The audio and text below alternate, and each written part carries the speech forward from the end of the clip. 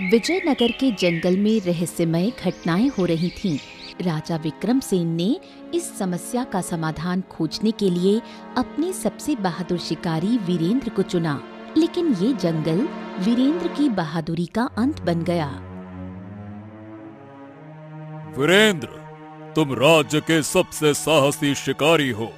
हम तुम्हें एक महत्वपूर्ण काम सौंप रहे हैं। हमारे पश्चिमी जंगल में अजीब अजीब घटनाएं हो रही हैं। वहां से लौटने वाले लोग कहते हैं कि जंगल में कोई चालाक प्राणी है जो इंसानों को गायब कर देता है। महाराज, मैं आपका हुक्म मानने के लिए तैयार हूँ, परंतु मेरी आपसे गुजारिश है कि क्या आपके सैनिक कोई सुराग नहीं ला सके क्या? असफल रहे हमारे सैनिक। जो लौटे हैं वो बेचारे डरे हुए हैं। हमें तुम्हारी बहादुरी पर भरोसा है। तुम्हें इस रहस्य का अंत करना होगा। ठीक है महाराज, जैसी आपकी आज्ञा। हम अपने प्राणों की बाजी लगाकर इस कार्य को पूरा करेंगे महाराज। जैसा आप चाहते हैं वैसा ही होगा।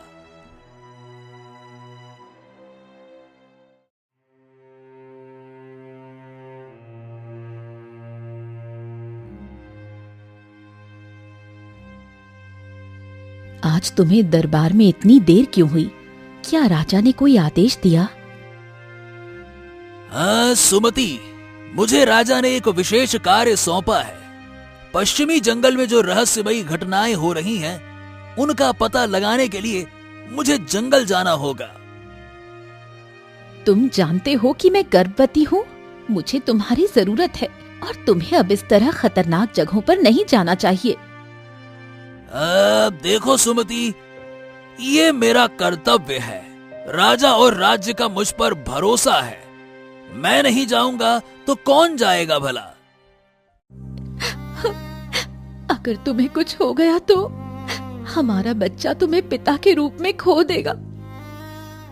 सुमति, ए सुमति, मैं वादा करता हूँ रे, मैं तेरे पास लौट के आऊंगा। और देखना, हमारी संतान को मुझ पर गर्व होगा रे। नहीं, ऐसे नहीं रोते सुमति, है ना? शांत हो जा।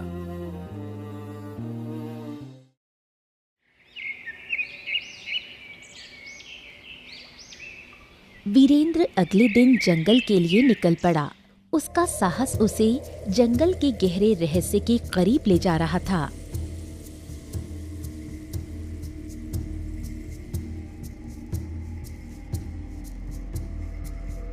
कौन हो तुम और यहाँ क्या कर रहे हो?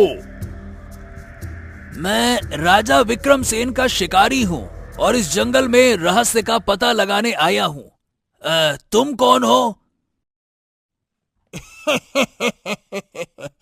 ये जंगल तुम्हारे लिए नहीं है बेटा। यहाँ आने वाले वापस नहीं लौटते। सुनो, मैं तुम्हें चेतावनी देता हूँ, लेकिन अगर तुम अड़े हो तो भैया जाओ। तुम्हारा सामना अदृश्य शक्तियों से होगा, ध्यान रखना। ऐसा है कि मैं किसी से नहीं डरता। मेरा काम है सच्चाई का पता लगाना, और वो मैं करके रहूंगा।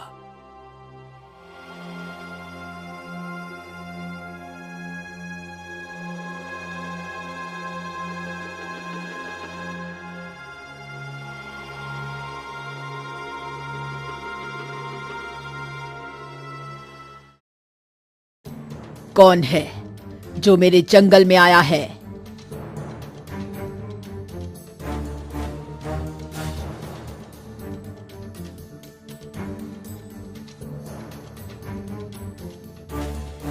मैं राजा विक्रमसेन का सैनिक हूँ और मैं तुम्हारी चालबाजियों का अंत करने के लिए आया हूँ, समझे?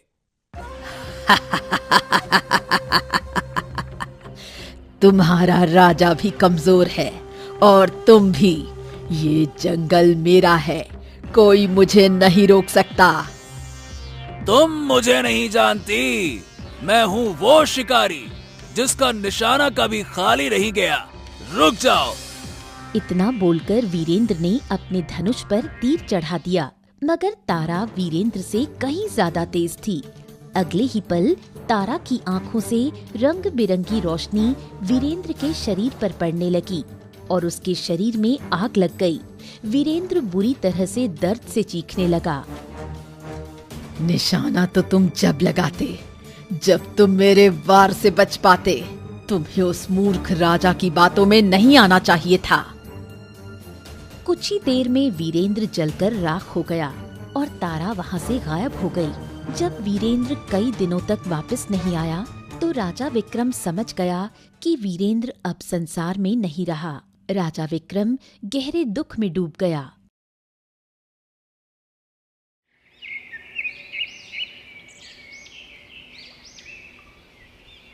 कुछ दिन बाद राजा विक्रम अपने मंत्री जगन्नाथ से बोला, हाँ, अरे हमारी तो समझ में नहीं आता मंत्री जगन्नाथ कि उस जंगल का आखिरकार रहस्य क्या है।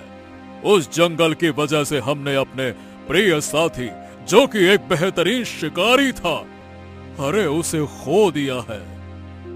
हाँ महाराज, बात तो आपकी सही है, लेकिन मुझे सबसे ज्यादा बुरा तो वीरेंद्र के गर्भवती पत्नी का लग रहा है। वीरेंद्र का बच्चा अभी अपनी माँ की कोख में है और वो तो बेचारा जानता भी नहीं कि उसका पिता जंगल में किसी अदृश्य शक्ति के हाथों मारा गया।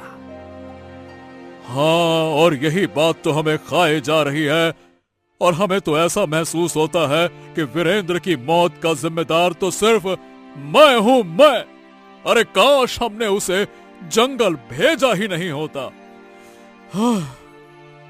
शांत हो जाइए महाराज, शांत। अपने ऊपर दोष मत दीजिए महाराज, यह वीरेंद्र की नियति थी। मुझे विश्वास है कि एक दिन जंगल का रहस्य खोलकर सबके सामने आ ही जाएगा। निश्चिंत रहिए महाराज। इतना बोलकर मंत्री जगन्नाथ राजा विक्रम के कक्ष से बाहर निकल गया। मंत्री जगन्नाथ के कक्ष से बाहर निकलते ही अचानक राजा विक्रम के कानों में किसी स्त्री की आवाज टकराई। वो आवाज किसी और की नहीं बल्कि जादूगरनी तारा की थी। तेरा प्रिय साथी शिकारी तो अपने अंजाम तक पहुंच गया, अब तेरे अंजाम तक पहुंचने की बारी है। आवाज को सुनकर राजा विक्रम बुरी तरह से चौंककर इधर उधर देखने लगा, मगर उसे कोई भी दिखाई नहीं दिया। हाँ? कौन हो तुम? अगर हिम्मत है तो हमारे सामने आओ। कौन हो तुम? मूर्ख राजा, चालाक और शातिर खिलाड़ी के कभी सामने नहीं आते। अगले ही पल राजा विक्रम के शरीर में आग लग गई और वो बुरी तरह से चीखने लगा। कुछ ही देर में राजा विक्रम जलकर राख हो गया।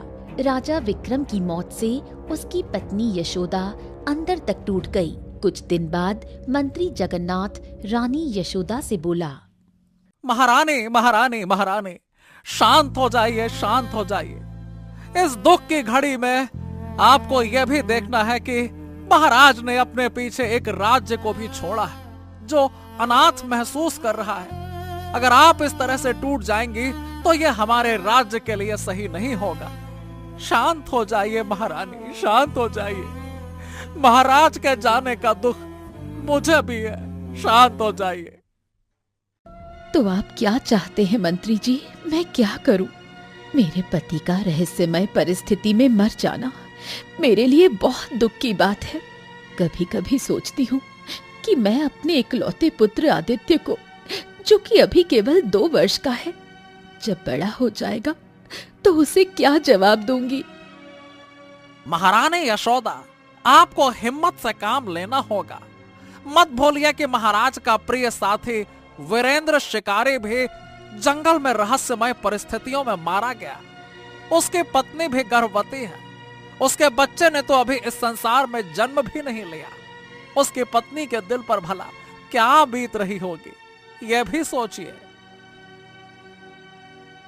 मंत्री जगन्नाथ की बात सुनकर रानी यशोदा मंत्री जगन्नाथ की ओर गौर से देखती हुई बोली, मैं आपकी बात का मतलब नहीं समझ पा रही हूँ मंत्री जी। आप कहना क्या चाहते हैं? साफ साफ बताइए। महारानी, राजा विक्रम के बाद सिंहासन खाली है और खाली सिंहासन दूसरे राज्यों की नजरों में बहुत जल्दी आ जाता है। आपका पुत्र राजकुमार आदित्य अभी केवल 2 वर्ष का है और राजा विक्रम का कोई भाई भी नहीं है। मैं चाहता हूं कि आप स्वयं सिंहासन की बागडोर संभाल लें महारानी। ये सुनकर रानी यशोदा बुरी तरह से चौंक पड़ी। ये आप क्या कह रहे हैं मंत्री जगन्नाथ? इस तरह से चौंकिए मत महारानी। और महारानी, मैं सही कह रहा हूं, आपको सिंहासन की बागडोर संभाल लेनी चाहिए। मुझे विश्वास है कि आप राज्य को राजा विक्रम की तरह बहुत ही कुशलता पूर्वक चला सकती हैं। इतिहास गवाह रहा है कि जब भी किसी रानी ने सिंहासन संभाला है तो उसने इतिहास ही बनाया है। निश्चिंत रहिए महारानी। मंत्री जगन्नाथ की बात सुनकर रानी यशोदा गहरी सोच में डूबती हुई मंत्री जगन्नाथ से बोली, ठीक है मंत्री जी, अगर मेरी नियति में यही लिखा है तो यही सही।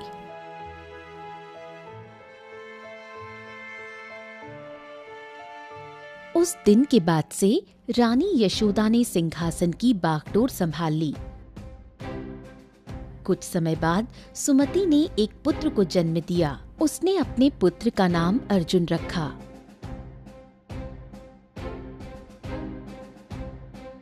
समय बीतने लगा।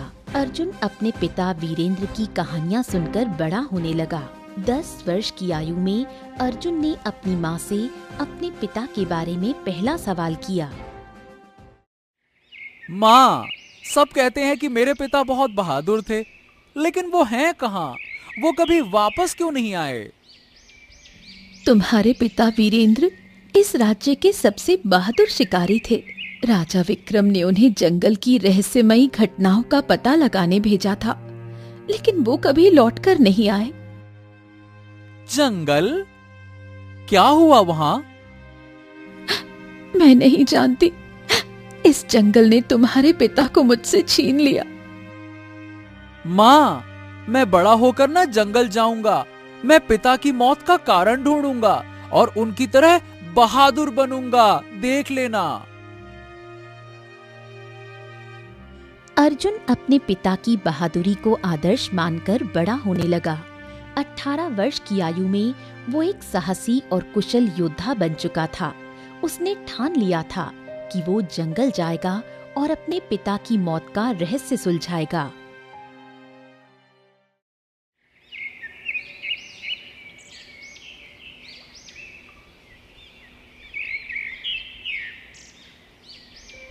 अर्जुन, मुझे तुम्हें खोने का डर है। तुम्हारे पिता की तरह तुम मेरी पूरी दुनिया हो। माँ, मैं वादा करता हूँ कि मैं तुम्हारे पास लौटूंगा और पिता के नाम को फिर से जीवित करूंगा। निश्चिंत रहो माँ। जंगल में प्रवेश करते ही अर्जुन को भयावह माहौल महसूस होने लगा, जिसे उसके पिता ने भी अनुभव किया था। लेकिन अर्जुन के इरादे मजबूत थे। अरे अरे अरे अरे अरे, तुम्हारी चाल ढाल तो उसी शिकारी के जैसी लगती है जो बरसों पहले यहाँ पे आया था। कौन हो तुम? मैं अर्जुन हूँ, उसी शिकारी का पुत्र हूँ। मैं अपने पिता की मौत का रहस्य सुलझाने के लिए आया हूँ। ओ, तो ये बात है। तुम्हारा पिता बहुत बहादुर था, लेकिन बहुत जल्दबाज था। उसने मेरी चेतावनी नहीं मानी। जंगल में जो कुछ है वो इंसानों से परे है। हाँ, मैं रहस्य को उजागर करके रहूंगा बाबा, आप निश्चिंत रहिए। हाँ, तो ठीक है। सुनो, यहाँ से कुछ दूर एक खंडहर है। वहाँ तुम्हें एक औरत मिलेगी। तुम उसका सामना नहीं कर पाओगे। बरसों पहले मैं तुम्हारे पिता को यही बात तो बताना चाहता था, मगर वो मेरी पूरी बात सुने बगैर मुझे नजरअंदाज करके चला गया था। हाँ। इतना बोलकर बूढ़ा अपना हाथ आड़ी टेढ़ी दिशा में घुमाने लगा। अगले ही पल उसके हाथ में रंग बिरंगी किरणों से चमकता हुआ एक तीर आ गया। ये देखकर अर्जुन बुरी तरह से आश्चर्यचकित होकर बोला, अरे वाह, आप तो कोई जादूगर मालूम होते हैं बाबा। हाँ, मैं कौन हूँ इस बात का तुम्हें बहुत जल्द पता लग जाएगा। फिलहाल ये लो, तुम ये तीर रख लो। तुम्हें खंडहर में तारा नाम की औरत मिलेगी। तारा ने तुम्हारे पिता की हत्या की थी। वो तुम्हारे ऊपर अपने जादू की शक्ति से वार करेगी। तुम्हें इस तीर को अपने धनुष में चढ़ाकर उसके जादुई वार को रोकना होगा। ऐसा करते ही वो डर जाएगी और वहां से गायब हो जाएगी। तुम उस खंडहर की जांच पड़ताल करना। उसके बाद तुम्हें आगे क्या करना है ये मैं बताऊंगा। इतना कहकर वो बूढ़ा व्यक्ति वहां से गायब हो गया।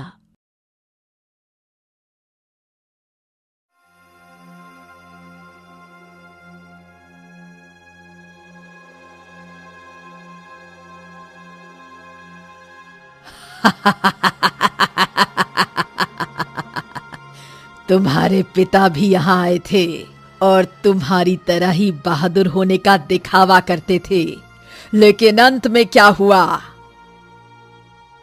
तारा, मुझे पता है कि तुमने मेरे पिता को मारा है। अब तुम्हारा अंत करने का समय आ गया है।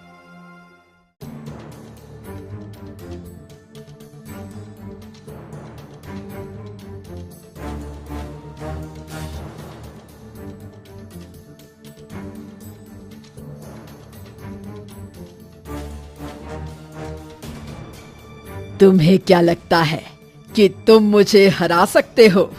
मूर्ख, मैं तो सिर्फ एक मोहरा हूं। असली खेल किसी और का है।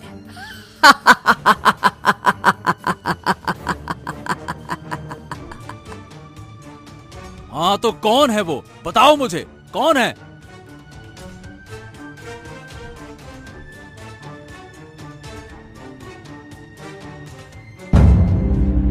अर्जुन उस खंडहर के बाहर आ गया। बाहर वही बूढ़ा व्यक्ति खड़ा था। अर्जुन सारी घटना बताते हुए उस बूढ़े व्यक्ति से बोला, बाबा, उस दरवाजे के पीछे क्या है? मुझे बताओ, इसे कैसे खोलूं? आखिर उस गुप्त दरवाजे का क्या रहस्य है बाबा? अर्जुन, वो दरवाजा यशोदा के जादू से बंद है। उसे खोलने का मंत्र केवल यशोदा जानती है। हाँ। ये सुनकर अर्जुन बुरी तरह से चौंक पड़ा। ये क्या कह रहे हैं आप? वो तो महाराज विक्रम की पत्नी है। हाँ, उसने अपने पति राजा विक्रम को धोखा दिया और तारा के साथ मिलकर ये साजिश रची है, समझे? क्या? आखिर तारा का और महाराज विक्रम की पत्नी यशोदा का संबंध क्या है? बूढ़ा व्यक्ति बहुत ही रहस्यमयी अंदाज में अर्जुन की ओर देखकर बोला, तारा और यशोदा दोनों सगी बहनें हैं, मगर इस बात को राजा विक्रम नहीं जानता था। सच तो ये है अर्जुन कि राजा विक्रम ने यशोदा के साथ प्रेम करके विवाह किया था और वर्षों पहले राजा विक्रम इसी जंगल में शिकार करने आया था, जहां उसकी मुलाकात यशोदा नाम की एक सुंदर स्त्री से हुई। राजा विक्रम पहली ही नजर में यशोदा को दिल दे बैठा और उसे पत्नी बनाकर अपने महल ले गया, मगर वो नहीं जानता था कि उसकी पत्नी यशोदा एक महत्वाकांक्षी औरत थी, जो राजा विक्रम की पत्नी बनकर राज्य की सत्ता संभालने का सपना देखने लगी। वो अपने मन की बात राजा विक्रम से नहीं कह सकती थी, इसीलिए उसने क्या करा कि उसने अपनी बहन तारा का साथ लिया। तारा, जो कि काले जादू की प्रक्रिया में माहिर जादूगरनी थी, सबसे पहले तारा ने अपनी जादू की शक्ति से इस जंगल में और लोगों को अपने काले जादू की शक्ति से मारकर गायब करना प्रारंभ कर दिया। और क्या हुआ इससे कि पूरे राज्य में भय फैल गया कि कोई चालाक प्राणी लोगों को गायब कर रहा है। राजा विक्रम इस साजिश को समझ नहीं पाया अब राजा विक्रम की पत्नी यशोदा को लगा था कि राजा विक्रम स्वयं जंगल में पता लगाने के लिए जाएगा, मगर राजा विक्रम ने अपने साथी वीरेंद्र को चुना। तारा ने वीरेंद्र को मार दिया। अब यशोदा समझ गई कि राजा विक्रम एक चालाक व्यक्ति है और फिर उसने महल में ही काला जादू करना प्रारंभ कर दिया और अपने काले जादू की शक्ति से ही राजा विक्रम को महल में ही जलाकर राख कर दिया। अब राजा विक्रम के मरने के बाद मंत्री जगन्नाथ ने रानी यशोदा को सत्ता संभालने के लिए कहा, जो कि यही तो चाहती थी और हो गया। अर्जुन, सच तो यह है कि यशोदा और तारा दोनों ही माहिर जादूगरनियां हैं और वो दोनों डायने हैं, और मुझे विश्वास है कि सत्ता के लालच में यशोदा अपने पुत्र राजकुमार आदित्य को भी जीवित नहीं छोड़ेगी, क्योंकि डायने अक्सर अपने पुत्र को भी खा जाया करती हैं। और ये कौन है? डायन ही तो है, डायन। ओ, ये बात है। लेकिन एक बात मेरी समझ में नहीं आई बाबा, आप इन सब के बारे में इतना सब कुछ कैसे जानते हैं? अर्जुन ने इतना कहा ही था कि तभी रंग बिरंगी किरणों के साथ वो बूढ़ा एक सुंदर युवक में परिवर्तित हो गया। हाँ? आप कौन हैं? मैं इस जंगल में रहने वाला जंगल का देवता हूँ। तुम मुझे वन रक्षक भी कह सकते हो। अब देर मत करो, तुम्हें मेरा रहस्य पता लग गया है। आओ, आओ मेरे साथ।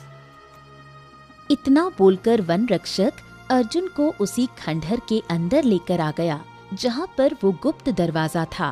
वन रक्षक अर्जुन की ओर देखकर बोला, इस दरवाजे के पार राजा विक्रम का महल है, जो तारा और यशोदा ने अपनी जादुई शक्तियों से बनाया था ताकि वो दोनों आसानी से महल में आ जा सकें। मैं इस दरवाजे को खोल देता हूं। जैसे ही मैं ये दरवाजा खोलूंगा, तुम इस दरवाजे के अंदर चले जाना। तुम सीधे यशोदा के कमरे में प्रवेश करोगे, जहां पर तुम्हें तारा भी मिलेगी। लेकिन याद रखना, जो तीर मैंने तुम्हें कुछ देर पहले दिया था, तुम्हें उस तीर से सीधे यशोदा के ऊपर वार करना है। तीर जैसे ही यशोदा के शरीर पर लगेगा, यशोदा के शरीर में आग लग जाएगी, मगर उसके साथ साथ तारा के शरीर में भी आग लग जाएगी और उन दोनों का खेल वहीं समाप्त हो जाएगा। इतना कहकर वन रक्षक ने उस गुप्त दरवाजे पर अपना हाथ रख दिया। उसके हाथ रखते ही दरवाजा खुल गया। जाओ, इसके अंदर प्रवेश कर जाओ, जाओ। अर्जुन ने जैसे ही उस दरवाजे के अंदर प्रवेश किया, अचानक उसने अपने आप को यशोदा के कक्ष में पाया। अर्जुन ने देखा कि तारा और यशोदा दोनों वहां मौजूद थीं। यशोदा का चेहरा क्रूरता से दमक रहा था। अर्जुन गुस्से से यशोदा से बोला, यशोदा, राजा विक्रम और मेरे पिता को तुमने धोखा दिया। मैं तुम्हारे इस खेल का अंत करूंगा।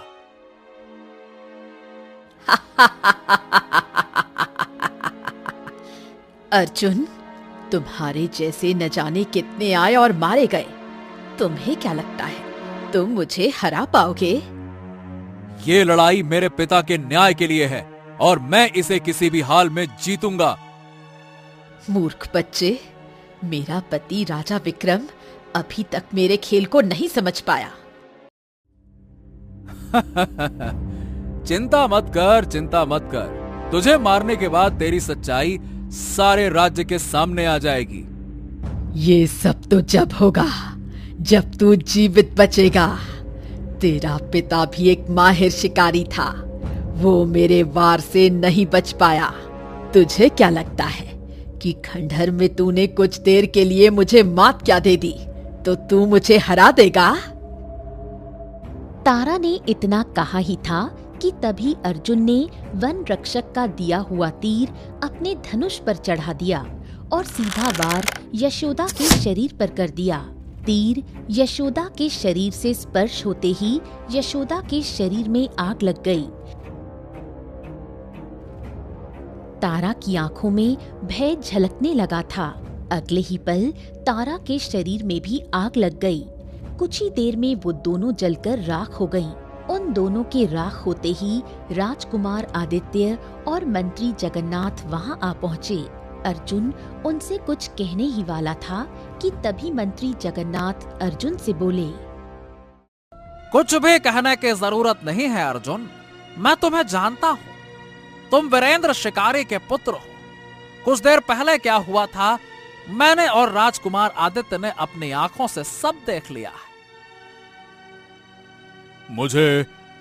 मुझे अभी भी विश्वास नहीं हो रहा कि मेरी मां ने ही मेरे पिता की हत्या की थी। अर्जुन मंत्री जगन्नाथ और राजकुमार आदित्य को सारी घटना बताते हुए बोला। तारा और यशोदा जादूगरनियां थीं। वो दोनों डायने थीं। इतना बोलकर अर्जुन आदित्य से बोला,